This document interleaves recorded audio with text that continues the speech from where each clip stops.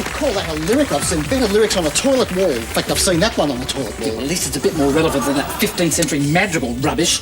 What was wrong with Pluck the Geese? How are we going so far? Switchboard have had 3 complaints. 3, eh? Oh, I must be doing something right. Yeah, 2 thought the show was disgusting and 1 wanted Weekend magazine brought back. Not a bad idea, you know. Oh, God, this feels good. Televised anarchy. Oh, aye, your mum rang as well. Really? She said you look nicer with your hair tidy.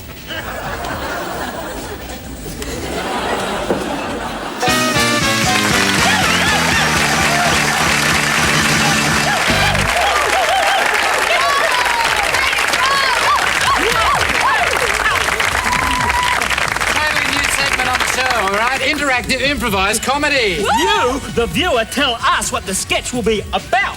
We need 3 suggestions. A personality, a place, and an implement. Yeah, Woo! sort of like Pluto. Woo! Yeah, thank you, Andy. Okay, numbers on the screen right now, so just tell us what you want to see. And our first caller is Alan from Fremantle. Don't Alan me. I ordered a pizza 2 hours ago. I think you've got the wrong number, Alan. Oh, bullshit! Well, I don't want the bloody things now. I've made myself some toast, so stick your 4 seasons right up your fat ass! Oh, we seem to have lost Alan, but Judy from Fitzroy is online. Whoa! Hello? Yes, Judy, go ahead. Am I on? Yes! Hello? Your suggestions, please, Judy. Who's that? Neville. Who? Neville Crawley. Riveting, isn't it? It's a bloody disaster. We're better off ringing up ourselves. The number's on your screen right now. That's the number. Lines are open. Hello? Hello, Neville? Ah, right. Okay, yeah, we got a Barton of Mount Druitt. Yep. Love the show. Martin's my favourite. I'd like to see a sketch with the Prime Minister of Singapore in a steam room with a blow-up doll. Whoa, radical. Okay. Prime Minister of Singapore, steam room blow-up doll. Right, you got it.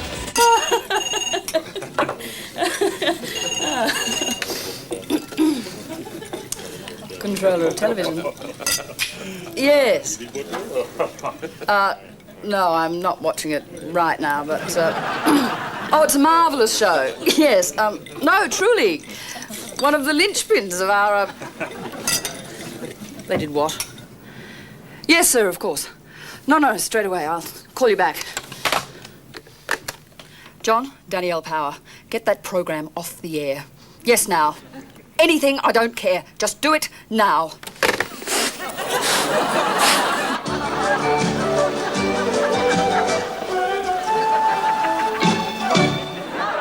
What the bloody hell's going on? What's happened? They pulled the show off the air. Why? I don't know, but I don't think it was because we were going well. Are we in trouble? Well, I hope you're satisfied, Neville. That were legal. Foreign Affairs have made them take the show off the air. Well, since when does George Negus tell us what to do? Foreign Affairs, Andy, Canberra. Uh-oh. Are we in trouble? Well, you insulted the Prime Minister of Singapore. Oh, don't be ridiculous. That was a sketch. It wasn't meant to be offensive. Yeah, well, you picked the wrong target. We didn't pick it. It was that stupid Barton from Mount Druitt. Yes, yeah, why doesn't Foreign Affairs pull the plug on him? Andy, I don't think you realise just how serious this is. The national broadcaster has been forced by the government to take a show off the air. Oh, they took Adventure Island off, so what? We, or more precisely, you, are in deep shit. Me? It was Neville's idea. That's true. We were just following orders. Oh, well, thanks, everyone. Les, let me remind you, I wanted nothing to do with this program. Yeah, well, thank you too, Martin. And my memo to that effect is still on your desk. Great to know who your friends are. Neville, you were... One little hiccup, one lousy little government intervention, and you stab me in the back. Yeah, well, let me tell you, I wear those knives with pride. If any of you want me, and I don't think you will, I'll be in my dressing room. Our dressing room. Shut up! Who's got the key?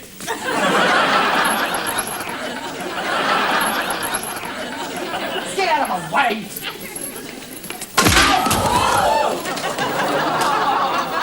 I think we should go. After him? No, go sign our names on Martin's memo.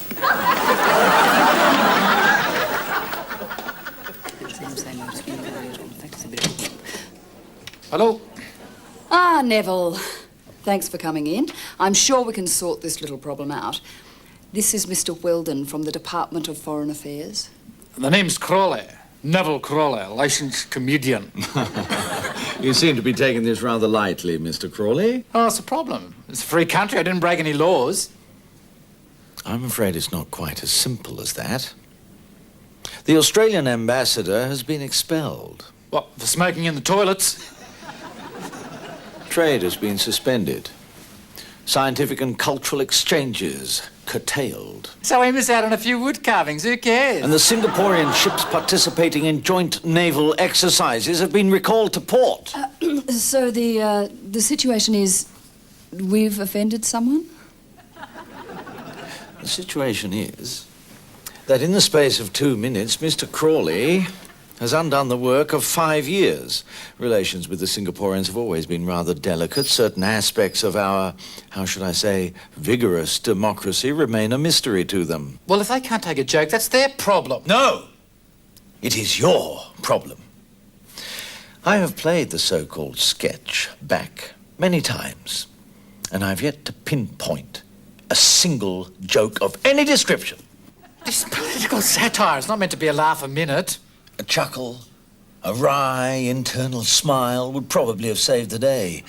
But frankly, it was nothing but a gross insult to a visiting head of state of vital importance to this country. Yeah, well, I guess he won't be buying the video, will he? They've been up there a long time. Aye, when the government gets on your back, they don't get off in a hurry. Oh, tell me about it. I had a shocking time in customs when I came back from Fiji. Full body search. Why'd they pick on you? I don't know. I was wearing a rather special cologne. You know, I've been thinking, this trouble with Neville might not blow over in a hurry. So? Well, I think we should think about a replacement, full-time. Are you suggesting we sack Neville? No one's indispensable. I don't believe I'm hearing this. Don't you get... Shh! Don't you get on your high horse, Maxine. You signed the memo. He signed it twice. What's more important, Neville or the show? We can't do it without Neville. Why not? The Beatles still sell records. They don't need John Lennon, do they? In Skippy, they went through a dozen kangaroos. I don't think a kangaroo could play Neville's part. I just don't think we should drop him like a hot potato. Look, I'm just thinking about the future. I mean, nobody admires Neville's work more than I do. He's given us some of the best boot scooting ever seen on television. The only. But he's caused nothing but trouble. You remember that song he made us do about left-handed massage parlours? It really rubbed people up the wrong way. If we did drop Neville, would I get more to do in the show? Definitely. Possibly. All right. Andy? All right. So long as we don't have to tell him. I think I can organise an executive directive. Well, that's that sorted out. The Neville is dead. Long live the Neville.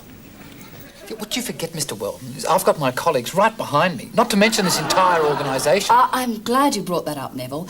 I think you'll find that your contract relieves us of any responsibility for libel. Well, last laugh is on you. My contract expired 3 years ago. Oh, even better. Hang on. We have drafted a statement for you to read on next week's show. It's fairly straightforward. You simply acknowledge all responsibility and apologise for your appalling lack of judgment. You picked the wrong patsy. I've never apologised for this show, and I'm not going to start now. I'm afraid you leave me no choice. Do what you like. I'm going to have to make an example of you. You're going to jail, Mr. Crawley, pending your trial for criminal libel and contempt.